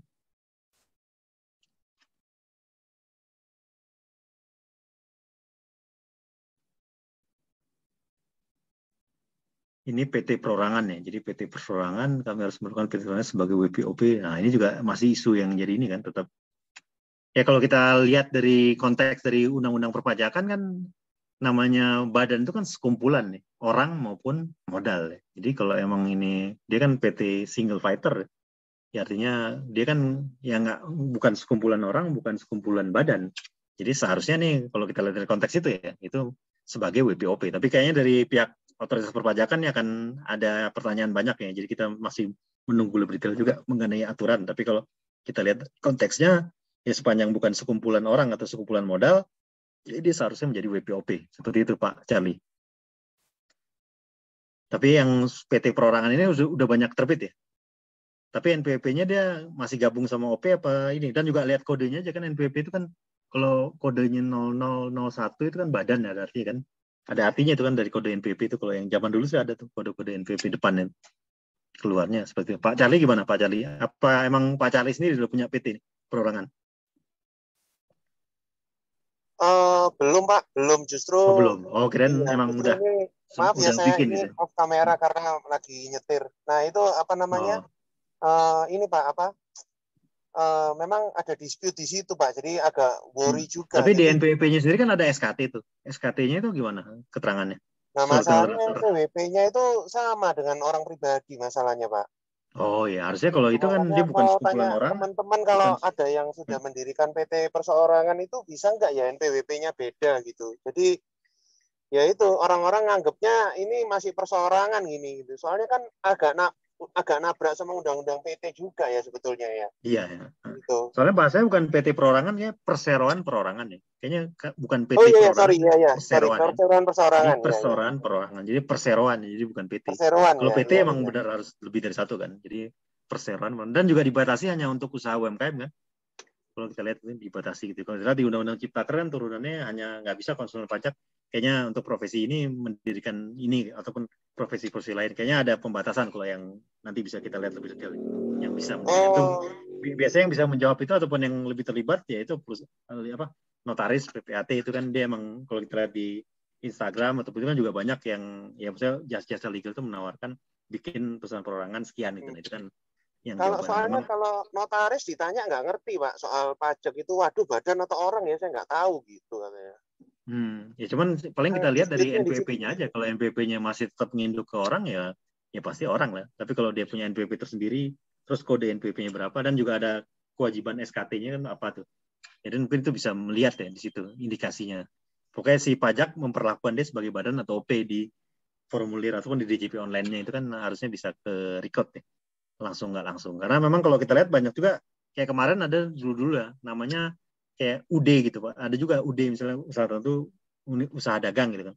Ya, itu kan juga sempat lagi itu ngisi SPT badan, tapi ini harusnya orang pribadi karena kan dia bukan badan hukum ataupun gimana. Itu juga banyak juga ada beberapa juga kita pernah hadapi seperti itu di luar yang sekarang ya perusahaan perorangan. Jadi usaha dagang UD apa gitu nama-nama toko gitu kan yang tetap akhirnya dia larinya kemarin sempat ada itu dibalikin ke orang pribadi gitu. Ada surat juga dari kantor pajak itu untuk membetulkan SPT yang tadinya badan ke orang pribadi terhadap itu Pak Charlie. Jadi ya kita sambil ini kita pantau aja di media ini juga akan keluar dan juga ataupun terutama bagi notaris yang ini yang ngurusin persorangan, maksudnya kalau misalnya dia ada penugasan untuk mendirikan perusahaan perorangan, nah itu kalau kita bisa bedah kita lihat lah, jadi kayak bareng-bareng yang duduk antara notaris maupun pihak konsultan pajak kan akan ngelihat. Kan kita juga harusnya ada juga beberapa teman kita yang profesi yang itu kan, jadi biar kita lihat jawabannya lebih mencerahkan lah, maksudnya itu kita lihat termasuk orang pajak kan juga akan kita bedah, karena kalau kita baca undang-undang kan definisi badan sekumpulan itu kan, sekumpulan orang atau modal. Jadi kalau kan undang-undang yang paling kuat kan, jadi kalau nggak ada sekumpulan cuma satu kan nggak sekumpulan, harusnya ya OP kalau kita lihat dari situ. Itu Pak Charlie. Pak Charlie posisi di mana nih Pak Charlie? Di kota mana? Jakarta. Oh di Jakarta, oke. Ya. Iya. Okay. Makasih Pak. Ya. Oh ini Pak Syam tadi ya. Dalam slide 3 tercantum tambahan kemampuan ekonomi. Oh iya. Ya itu perbedaan signifikannya Pak Syam ini yaitu kalau diterima itu kan cash basis ya, kalau diperoleh accrual basis. Jadi artinya kata-katanya berarti baik yang sudah terjadi itu sudah menjadi objek pajak, nggak menunggu diterimanya pembayaran. Seperti itu ya. Tapi kalau udah diterima, misalnya udah diterima ya otomatis kan berarti yaitu artinya mana yang duluan ataupun mana itu yang diuji. Jadi artinya kalau kita lihat dari konteks di pasal 2 itu di Undang-Undang PPH, definisi PPH itu ya artinya baik accrual maupun cash itu ya menjadi objek pajak. Itu Pak Sam. Kita lihat. Jadi artinya diperluas gitu supaya dengan nama dalam bentuk apapun terus diterima atau diperoleh berasal dari Indonesia dan luar Indonesia dipakai konsumsi atau menambah kekayaan. Jadi definisi penghasilannya cukup komprehensif di dalam Undang-Undang PPH. Jadi kita juga sulit melari kalau ini penghasilan nih. Pokok penghasilan baca aja di pasal 4-nya. Ya. Lanjut lagi Mbak Lena. Ya, ini dari Pak Zuhandi ya. Jadi apa nih perlakuan pemotongan terhadap OP yang usaha jasa transportasi yang memberikan jasa kepada WP Badan. Oh, PP 21 atau Ya kalau orang pribadi jasa itu kan larinya ke 21 kan. Jadi kalau orang pribadi yang sewa baru lari ke PPh 23 bisa. Jadi kalau kita misalnya menyewa kendaraan, ya biarpun kita orang pribadi tetap dipotongnya 2%. Tapi kalau untuk jasa, jadi kan jasa sama sewa beda ya. Kayak misalnya hotel. Kan hotel itu kan jasa hotel kan, bukan sewa kamar kan. Jadi beda perlakuan antara, meskipun kita di hotel ya kita bisa juga menganggap itu sewa kamar untuk ini kan perlakuannya jadi beda. Jadi kayak transportasi juga ini dilihat. Kayak ini truk angkutan barang. Itu kan kalau emang dianggap jasa ya itu berarti kan masuk kategori jasa. Tapi kalau kita charter, jadi menyewa, jadi mungkin definisi sewa sama jasa itu yang diperdebatkan ataupun diuji lah. Jadi kalau sepanjang itu kategorinya jasa, artinya mungkin kalau bahasa penerusnya apakah itu charter atau enggak, itu kan bisa juga menentukan. Kan kalau jasa transportasi kan biasanya yang umumnya kalau di angkutan, misalnya jasa angkutan itu kan yang ada trayek lah. Tapi kalau di nyewa, charter, nah itu kan bisa lari ke sewa. Nah seperti ini. Jadi ini kalau kita tetap berpendapat sebagai jasa, itu akan lari ke PPh pasal 21 ya, Pak Zuhandi. Kalau sewa baru 23. Terus nomor 2, perlakuan pemotongan perpajakan orang pribadi. Nah ini konstruksi, nah ini menarik juga nih. Orang pemotongan pajak terhadap OP yang memberikan jasa konstruksi, yang memberi jasa kepada WP Badan, apakah dipotong PP? Nah, kalau untuk konstruksi, indikatornya adalah SIUJK sebenarnya. Ada di surat izin usaha jasa konstruksi atau enggak.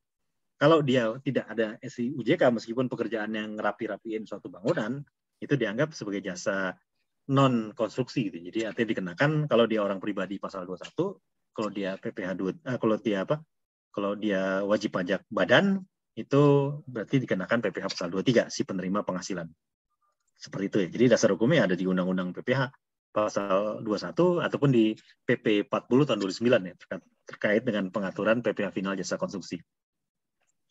Terus yang ketiga, orang pribadi yang ditetapkan sebagai PKP ketika menjual aset tanah bangunan tidak kaitan dengan usaha dari pengusaha tersebut tetap menerbitkan FP terhadap lawan. Nah ini orang pribadinya sudah PKP kan, jadi artinya kalau udah PKP memang setiap dia menyerahkan barang atau jasa, ya dia wajib membuka faktur pajak kan. Jadi artinya baik barang apapun yang dijual ataupun jasa, sepanjang JKP atau BKP, dia wajib menerbitkan faktur pajak. Seperti itu ya, kalau memang sudah dikukuhkan. Karena ini juga nomor 3, banyak juga terjadi di beberapa kawasan ya, kayak di Jakarta itu misalnya dia jual ruko, beli ruko, ataupun jual rumah, beli rumah kan kadang harga rumah sekarang udah di atas 4,8 ya. Nah itu kan jadi isu juga nih, lebih dari 4,8 harusnya PKP dong. Nah kalau jualnya sekali-kali ya mungkin dengan kebijakan harga rumah sekarang kan ada juga yang kayak di Pondok Indah 100 miliar. Nah itu kan gimana perlakuannya, karena penyerahan penjualan rumah kan tuh merupakan penyerahan yang terutang jasa barang kena pajak ya. Nah barang yang diserahkan lebih dari 4,8. Nah, itu kan menjadi PKP ya. Logikanya seperti itu ya, benar juga.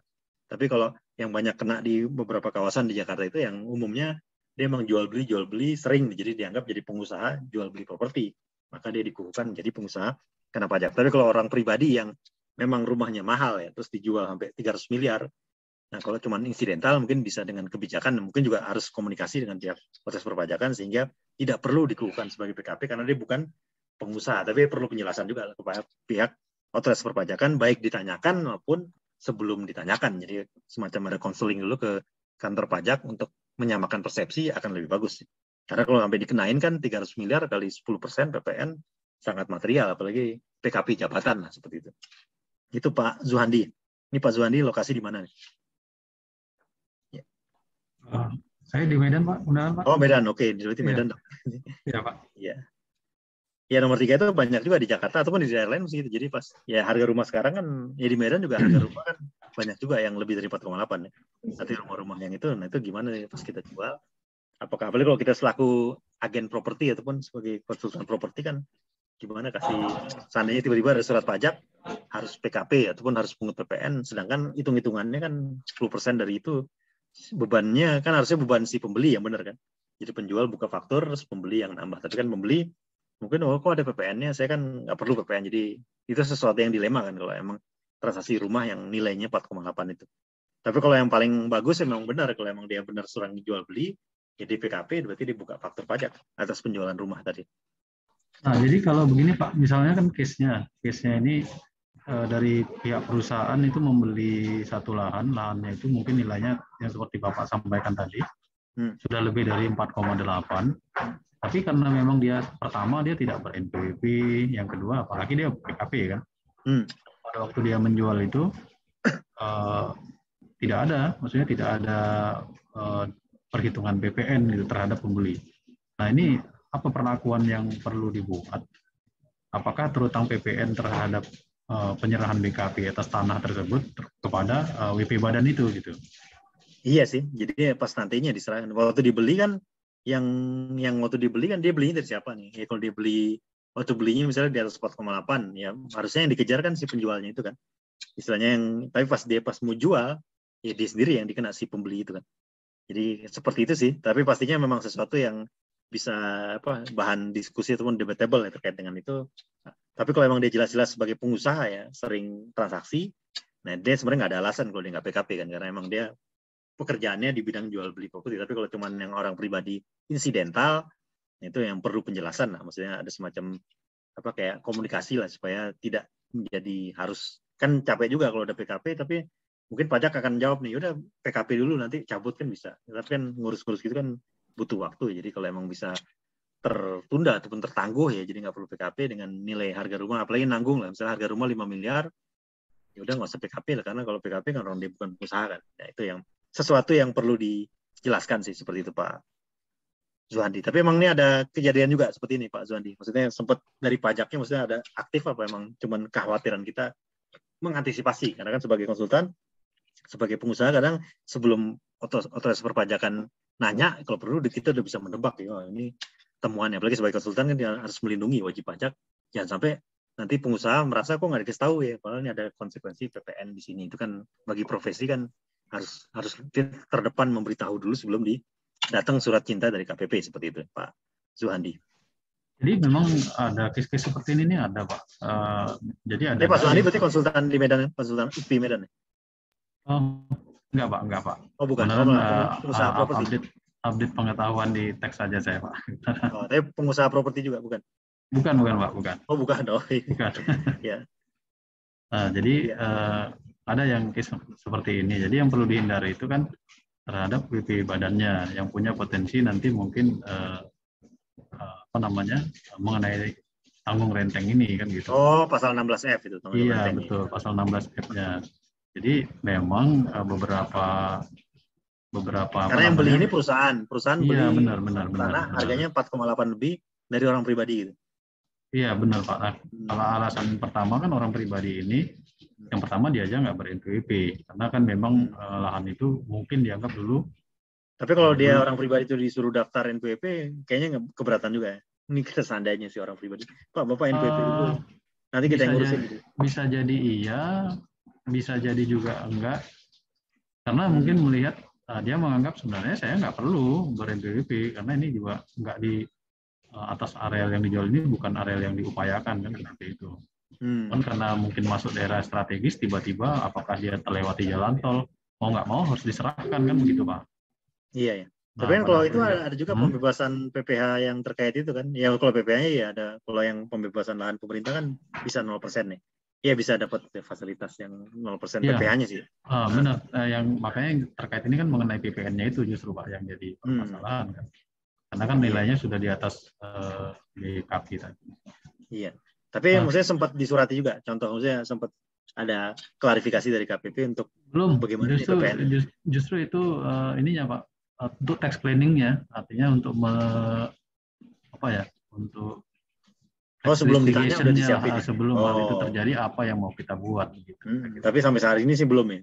Mungkin. Belum, kalau dari official text-nya itu belum ada. Hanya kita aja mengkaji dari sisi peraturan perpajakannya ini konteksnya gimana ya, aturan yang kita langgar ini apa. Tapi sempat konseling nggak juga? Nggak perlu, malah buka ini. Belum ada. Karena kan orang mikir bangunin, ntar malah dikasih tahu malah di itu. Oh iya benar Pak, benar belum sampai ke ranah itu sih belum. Ya, sebenarnya emang pajak itu kadang yang bikin kepikiran yang gini-gini sebenarnya sesuatu, terutama bagi usahanya lah gitu. Ya, artinya kan memikirkan sesuatu yang kekhawatiran berlebih, tapi memang benar juga kan aturannya seperti itu. Iya. Sama satu lagi Pak. Yang paling bagus sih emang saat itu ya kalau emang bisa dapetin penjualnya PKP, selesai urusannya kan.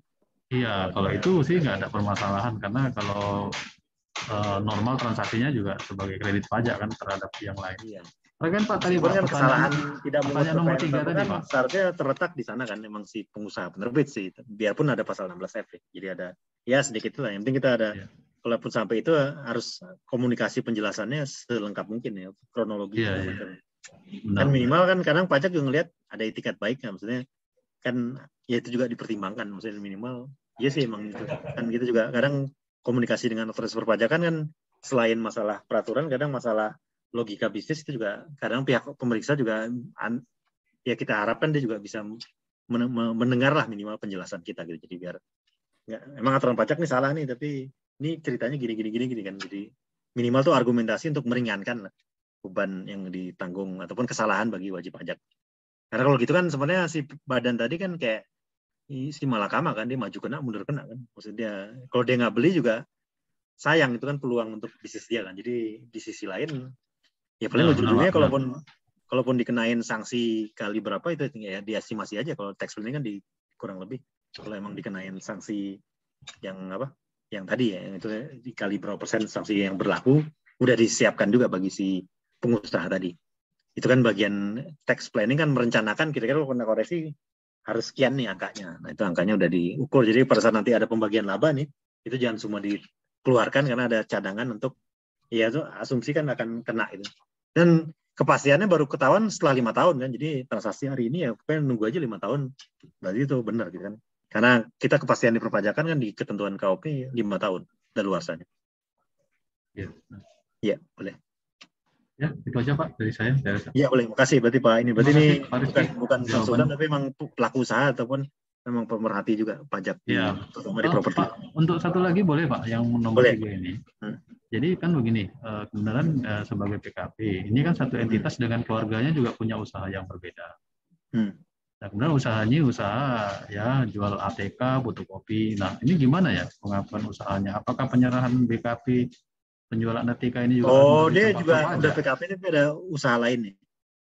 Kan entitasnya berbeda. Misalkan suaminya melakukan usaha berbeda, istrinya melakukan usaha berbeda. Kemudian istrinya ini kan tidak punya NPWP ya, ngikut suami. Oh, gitu. Iya, dianggap jadi itu ya. Iya, nah penyerahan atas barang yang diserahkan istrinya ini bagaimana perlakuannya itu? Iya, ya kalau kayak itu ya berarti dianggap ini kan penyerahan juga, kecuali dia punya nggak bendera lain gitu, ibaratnya ya itu diperlakukan. Tapi kalau memang diperlakukan sebagai satu kesatuan, yang itu jadi terutang harus pungut PPN kan? Kalau logikanya seperti itu, Pak. Walaupun memberikan jasa fotokopi pun harus ada pungut PPN juga berarti ya? Karena yang menyerahkan kan PKP gitu. Maksudnya kan jasa fotokopi nggak masuk negatif list kan, jadi ya emang kalau ada PKP jadi setiap apa-apa kita harus ada comply di PPN kan, makanya agak ribetnya kalau orang pribadi PKP kan kita mau apa-apa dilihat ini negatif list apa bukan itu seperti itu. Cuman mungkin dari PPN-nya ini ya kali apa ya Pak ya, apa namanya itu sebagai digunggung berarti ya, karena kan ya sebagai kecil-kecil kalau emang pedagang eceran ataupun konsumen akhir itu ataupun ya kalau mau tax planning kan apakah untuk yang fotokopi dia mendirikan PT kan ya itu semua kebagian dari rencana lah. Kalau emang itu kan pajak aturannya gini ya kita lihat pakai cara apa nih kita mendirikan untuk fotokopi, kayaknya itu bisa juga. Kalau PT mungkin kegedean Pak, karena omsetnya paling 1 juta juga sebulan. Atau misalnya pos fotokopi misalnya pakai apa, emang yang menjalankan bukan istrinya tapi adiknya gitu kan beda badan hukum kan, adiknya gitu. Misalnya. Ya pokoknya gitu itulah, itu kan pemikiran bebasnya kita kalau kadang ngobrol-ngobrol gitu kan jawabannya juga spontan aja kan. Ya kalau kita ini maksudnya kan emang sesuatu yang ya kan yang PKP kan satu keluarga itu kan apa anaknya juga kalau anaknya udah dewasa kan NPWP sendiri kan bisa juga. Kecuali anaknya masih di bawah umur ya gitu kan. Selalu banyak jalan, makanya orang pajak kan memang harus bijak. Jadi kira-kira apa sih yang apa? Soalnya ngobrol-ngobrol bebas sih kira-kira. Tapi emang kita baca peraturan, habis itu kita lihat ke yang sisi lainnya seperti itu. Ya. Kalau seperti itu. Iya. Terima kasih Pak Rizky atas. Iya, terima kasih Pak. Salam buat di Medan ya, itu di sama-sama Pak. Personal Ucok Medan. Salam kenal dari Medan Pak. Ucok. Iya. Karena saya orang Aceh sebenarnya Pak, orang tua. Oke. Jadi dekat. Dekat lah. Iya. Tapi terakhir ke sana 2016 Juli gitu. Ke Medan juga gitu. Iya. Iya. Boleh Pak. Iya. Oke nih Pak.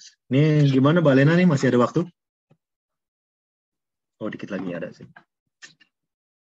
Ini Pak siapa nih? Unwanul Habi. Tadi ada yang mau live chat apa enggak tadi? Enggak ya? Terkait dengan PPS nih. Jadi DJP melakukan harta di bawah 18 tapi kan atau masih. Nah, itu kalau yang di bawah 15 kan dia akan mengacunya ke undang-undang TA bagi peserta TA ya. Jadi yang sanksi misalnya 200% itu kan kebijakan satu ya. Ke sana aja larinya. Kalau untuk yang tahun 15 khusus bagi peserta TA. Tapi kalau dia nggak peserta TA ya udah ada luarsa. Jadi artinya untuk ada aset baru ditemukan 15 itu yang mengancam bagi peserta TA sebagai alumni. Kalau bagi non TA sudah lewat tidak luarsanya seperti itu. Terus yang kedua, apabila harta yang diungkap PPS terbukti hasil tindak pidana. Oh, itu yang kayak gini sih.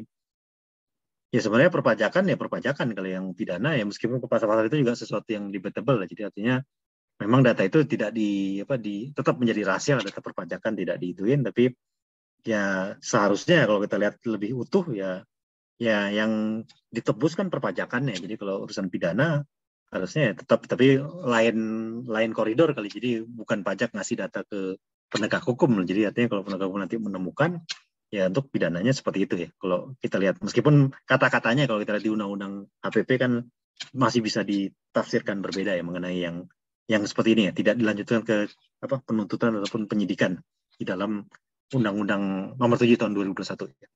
Itu pendapatnya Pak Unwanul Habi. Ini di mana nih lokasinya? Terus yang kedua, berikutnya ada dari Bu Megawati. Mau nanya soal dividen ya. Kan di peraturan UU Ciptaker, dividen bukan OB. Nah, 3 tahun. Tapi, bentuk beli properti kayaknya di PMK 118 deh, bisa dilihat. Sepertinya nggak termasuk sih properti. Tapi nanti bisa dicek lagi. Maksudnya properti. Termasuk salah satu investasi yang diperbolehkan. Nanti bisa kita lihat lagi di PMK 118. Oke, iya, ini materi sih silakan aja dikirim ya. Mbak, ini minta ke admin ya. Mungkin tadi Mbak Lena atau siapa ya? Yang itu, materi PPOP tadi.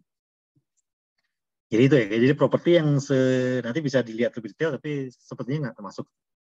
Yang di dalam, ada 12 instrumen investasi yang diantaranya kita naruh saham, mendirikan PT baru, termasuk naruh di rekening bank juga masuk, ataupun di surat berharga negara.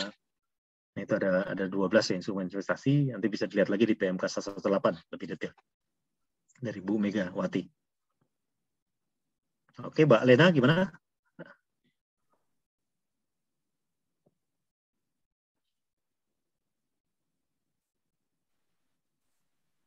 Nanti pertanyaannya boleh di itu juga kita simpan ya, Mbak Lena. Masih buat kita baca-baca lagi. Ya. Ya, halo. Saya akan saja. Oh, ini udah masuk kok. Bentar ya, Pak ya. Iya, ya udah. Kan juga record sama dicatat kan itu.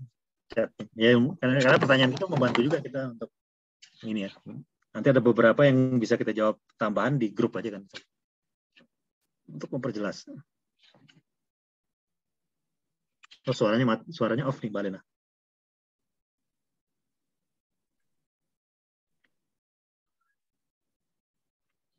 Ini Pak, pertanyaan dari Pak Syam Saimun terkait sumbangan. Sumbangan dalam bentuk barang persediaan yang diberikan dalam rangka bencana alam nasional termasuk DE senilai harga perolehan. Pertanyaannya, apakah bukti tanda terima dan rincian barang yang disumbangkan perlu dilampirkan dalam SPT tahunan? Oh, itu bagi WP badan kali itu. Sumbangan ataupun orang pokoknya gitulah. Jadi artinya memang kalau terkait dengan sumbangan ya kalau kita lihat sebenarnya di ketentuan di undang-undangnya tidak perlu ini sih disampaikan, maksudnya belum kita temukan ya, nanti bisa kita cari. Jadi yang penting sumbangan itu sesuai dengan ketentuan yang diperkenalkan. Sebenarnya sumbangan-sumbangan itu ada bisa dibuka Pak itu di PP 93 ya tahun 2010. Jadi ada beberapa persyaratan sumbangan itu salah satunya tidak lebih dari 5% dari laba tahun sebelumnya, terus juga laba tahun sebelumnya tidak boleh rugi. Jadi ada beberapa persyaratan ya di PP 93 tahun 2010. Nah, paling enggak kalaupun dilampirkan atau enggak ya paling enggak disimpan. Tapi kalau emang mau dilampirkan kan kalau yang tadi nggak perlu dilampirkan tapi kita lampirkan selengkap-lengkapnya itu kan akan lebih bagus juga. Jadi kayak kalau yang perlu dilampirkan kan salah satunya daftar nominatif biaya entertain. Terus yang kedua daftar nominatif biaya promosi. Terus yang berikutnya ada daftar piutang yang dihapus buku. Nah, itu yang memang menjadi klausul harus ya, termasuk laporan keuangan audit. Tapi kalau yang sumbangan sih belum ya, selama ini belum sempat detailnya seperti apa, tapi ya sekurang-kurangnya bukti segala macam ya disimpan. Jadi kalau pas diuji, itu jangan sampai yang tadi kita deductible expense ternyata nggak memenuhi, akan menjadi koreksi fiskal positif. Seperti itu ya, Mbak apa? Syam Saimun, Bapak Syam Saimun, Saimun. ya namanya. Pak Syam aja namanya ini. Yang lokasi di Surabaya itu iya. ya. Selanjutnya pertanyaan dari Bapak itu, apakah beban yang timbul atas sumbangan tersebut seperti ongkos kirim, beban perjalanan, packing, dan sebagainya juga dapat dibiayakan? Ya kalau itu kan prinsipnya 3M aja ya. Kalau 3M, jadi kalau emang pas sumbangannya menjadi biaya yang deductible, ya kalau emang terkait langsung, itu kan bisa di tracing. Itu kan sifatnya memang sesuatu judgment. Ya. Jadi judgment juga bisa di-challenge. Kan. Jadi jawaban-jawaban ini kan sebenarnya jawaban-jawaban yang antara satu orang bisa beda pendapat ya. Jadi ini sebenarnya pendapat. Jadi sepanjang memang terkait dengan langsung sama kegiatan yang menjadi deductible expense dan juga menjadi keharusan lah. Jadi dan juga menggunakan harga yang masuk akal lah, logika dengan kebiasaan pedagang yang baik itu kan kalau kita baca di ketentuan di Undang-Undang PPH juga menyebutkan seperti itu. Jadi sepanjang make sense dan juga terkait langsung ya itu ya harusnya itu bisa menjadi pengkurang seperti itu patokannya salah satunya. Baik. Tapi kalau sumbangannya nggak bisa, ya berarti gugur semua kan gitu. Berarti gitu aja kaitannya. Baik, kita masuk ke pertanyaan dari Pak TB Yanuar. Pak Rizky, mohon izin bertanya. Saya orang pribadi, punya emas lalu jual dan ada keuntungan. Apakah masuk ke penghitungan PPh 21 tahunan? Dan juga punya dolar dan dijual, juga dapat keuntungan. Juga harus dihitung ke pajak penghasil tahunan? Ya, jadi sebenarnya bukan PPh 21 tahunan, tapi PPh orang pribadi ya tahunan. Kan istilahnya memang kita cara ngitung pajak kan yang benarnya itu kan sebenarnya akhir tahun. Mengenai ada pajak-pajak bulanan, 21. Ada PPh final itu kan pajak-pajak masa ya. Jadi tetap di akhir tahun kita ya harus melakukan hitung ulang lagi. Tapi kalau yang sifatnya sudah final ya udah selesai cuma dilapor. Tapi kalau nggak final akan digunggung, nanti dihitung lagi dengan tarif yang 5% sampai 30%. Nah, jadi kalau bicara mengenai emas, ada jual, nah itu kan masuk kategori capital gain nih, keuntungan karena penjualan aset nih. Jadi kalau bicara mengenai perpajakan, itu kolomnya juga ada di dalam SPT 210, ada penghasilan lain-lain, itu juga bisa kita masukkan dan memang seharusnya ya dimasukkan. Tapi kalau pas kerugi, itu nggak bisa jadi pengurang, karena kan kita tidak menggunakan pembukuan. Jadi misalnya emas yang kita beli 100, jual 80, 20-nya nggak bisa jadi kurang. Tapi pas emas beli 100, jual 140, 40-nya itu menjadi penghasilan secara ketentuan perpajakan. Dolar juga gitu sebenarnya. Dolar kan ada juga valuta asing ya, keuntungan atau kerugian kurs mata uang asing. Nah, kalau kan kelemahannya kalau wajib pajak pembukuan itu kalau ada rugi bisa menjadi pengurang, kalau enggak. Tapi kalau wajib pajak yang karyawan ataupun yang bercatatan itu kan nggak ada istilah negatif. Jadi artinya pada saat dolar yang waktu saldo dulu kita punya 100.000 dolar tahun lalu kursnya sekian. Nah, sekarang sekian. Nah, itu juga sebenarnya bisa. Tapi kalau kita lihat kan di ketentuan perpajakan kita kan prinsipnya realisasi. Jadi artinya lebih ke sebenarnya harusnya realisasi aja kalau memang benar-benar kita ngejual kan. Itu juga bisa menjadi pertimbangan. Maksudnya kalau memang kita dulu beli dolar sekian terus kejual sekian, nah itu selisihnya bisa juga kita masukkan ya. Kalau kita lihat secara konteks ya, bahwa itu menjadi keuntungan yang dilaporkan ke SPT tahunan. Tapi kalau cuma saldo yang unrealized, itu kan kayak misalnya kayak saldo saham ataupun saldo reksadana juga kan aturannya tersendiri. Jadi ada kenaikan nilai buku tapi dia belum di-realize kan, artinya masih cuma di atas kertas gitu. Itu juga harusnya prinsipnya kan di perpajakan ya lebih prinsip historikal dan realisasi yang dipakai. Seperti itu Pak Mas TB Januar. Mbak Lena.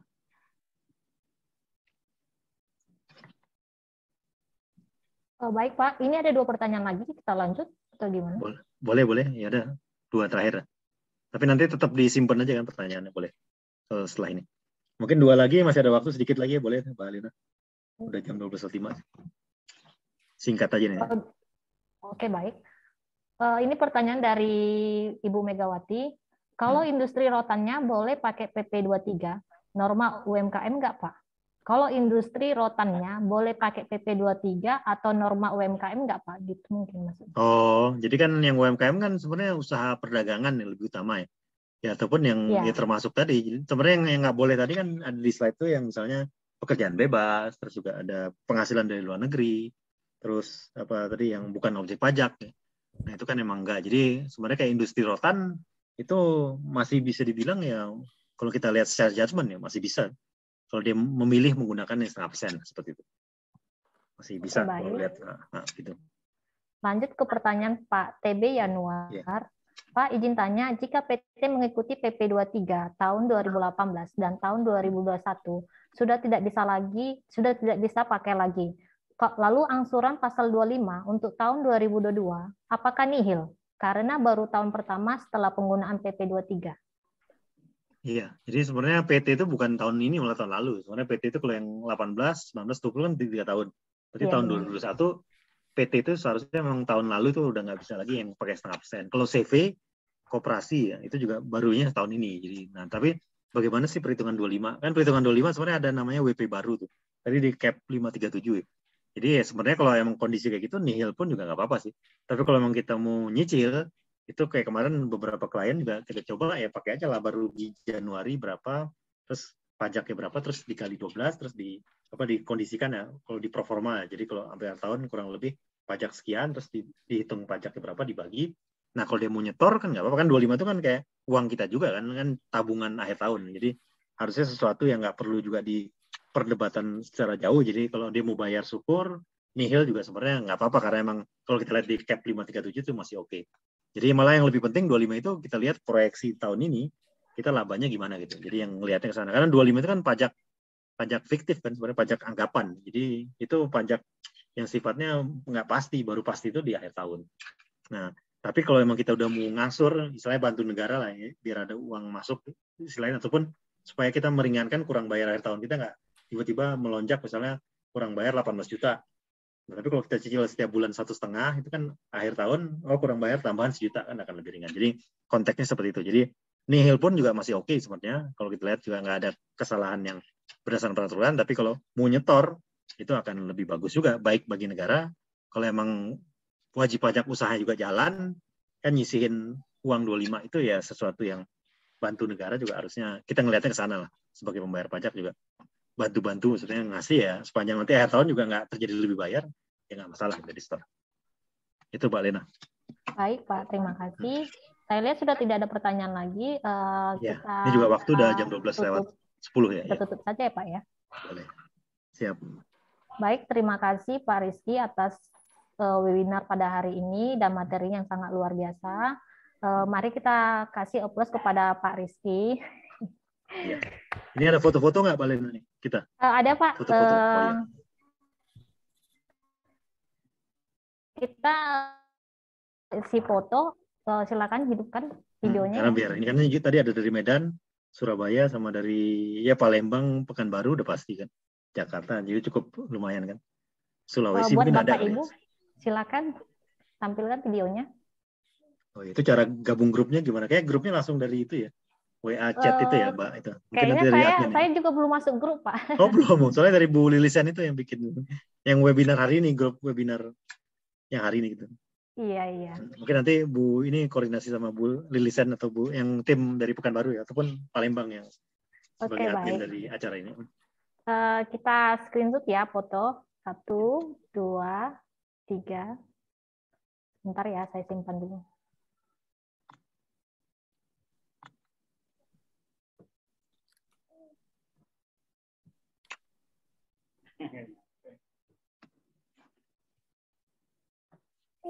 Lanjut.